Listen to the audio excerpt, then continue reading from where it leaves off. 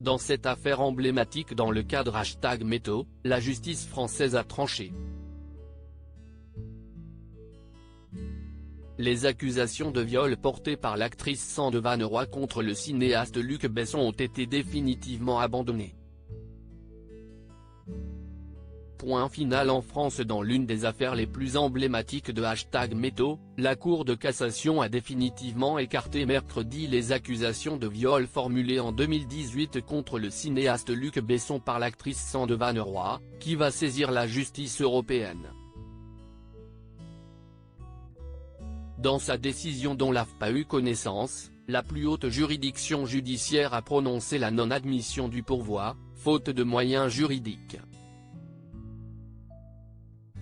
Cette décision met donc un terme définitif à cette procédure initiée en 2018, durant laquelle Luc Besson a été systématiquement innocenté, s'est félicité Thierry Marambert, avocat du cinéaste qui avait reçu en cassation l'appui de Patrice Spinozzi. Je me félicite de cette procédure exemplaire, laquelle a permis la manifestation de la vérité qui est que Luc Besson est innocent, a-t-il ajouté. La plaignante, Sande Vanneroy, a immédiatement réagi sur Twitter, une nouvelle fois. La justice française refuse de se pencher sur des éléments de preuve du dossier. Je continue les procédures en cours et je vais saisir la Cour européenne des droits de l'homme, a-t-elle ajouté. L'actrice belgo-néerlandaise de 35 ans avait déposé une plainte pour viol le 18 mai 2018, quelques heures après un rendez-vous dans un palace parisien dont les protagonistes ont donné deux versions différentes.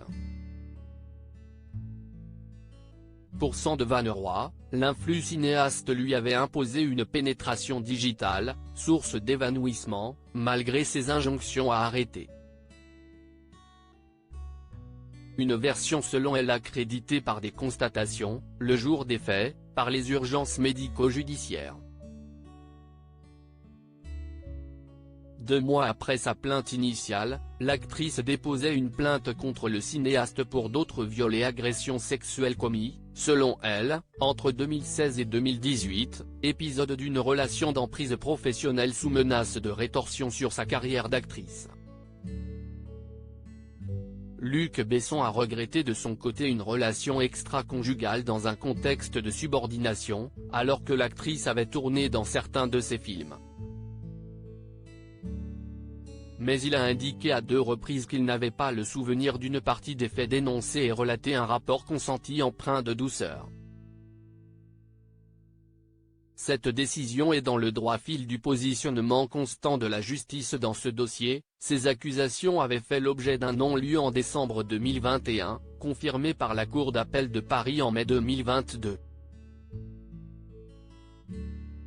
Les magistrats de la Cour d'appel avaient balayé les témoignages de 3 femmes obtenus au cours de l'enquête et contestés par Luc Besson, qui évoquaient des bisous dans le cou jusqu'à une tentative de viol sous possible menace de rétorsion professionnelle.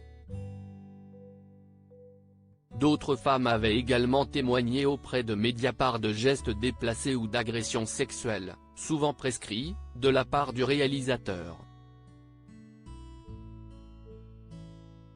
Dans son pourvoi, la défense de l'actrice estimait que l'arrêt était entaché d'irrégularités procédurales, aurait dénaturé certains éléments du dossier, et aurait aussi et surtout avalisé une procédure inéquitable depuis son origine.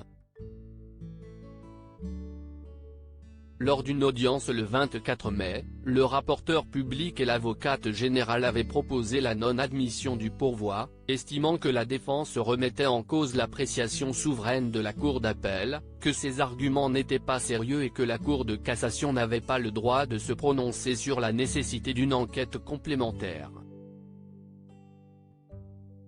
Le réalisateur et producteur de 64 ans, connu pour Le Grand Bleu, Le Cinquième Élément, Léon ou Lucie, a été l'une des principales figures françaises prises dans la vague d'accusations de femmes qui affirment avoir été victimes de viols ou d'agressions sexuelles dans la foulée de la chute du producteur américain Harvey Weinstein en octobre 2017. Outre le recours devant la CEDH à venir, Sandvanera a ouvert un autre front en déposant plainte pour viol en Belgique contre M. Besson. La Cour constitutionnelle belge devrait se prononcer fin 2023 sur la recevabilité de cette plainte. Selon l'avocat de l'actrice, Me Antoine Giton, la justice belge a dit dans une décision d'octobre qu'il existe suffisamment d'indices à charge pour justifier un débat de fond devant un tribunal, et la justice française n'a pas du tout recherché la vérité de manière efficace. Sa cliente continue le combat très sereinement, notamment en Belgique, d'après lui.